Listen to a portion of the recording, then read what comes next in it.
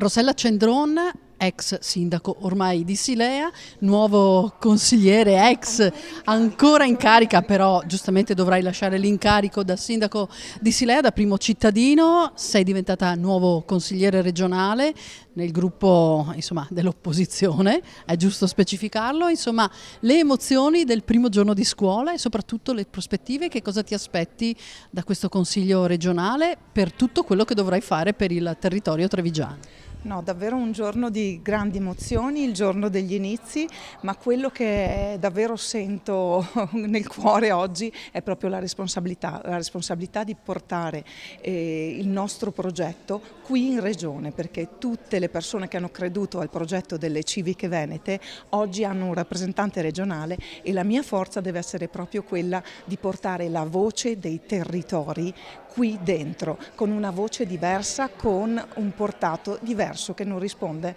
per forza a ordini partitici, ma che ha un legame profondo col territorio, e quindi oggi questa responsabilità me la sento tutto assieme anche a quella che è l'emozione cosiddetta dei nuovi inizi.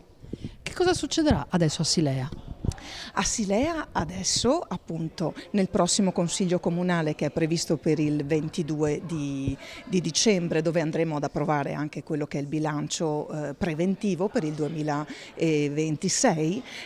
sarà, diciamo, dichiarata quella che è l'incompatibilità del ruolo di sindaco e del ruolo di consigliere regionale, e quindi mi sarà chiesto di scegliere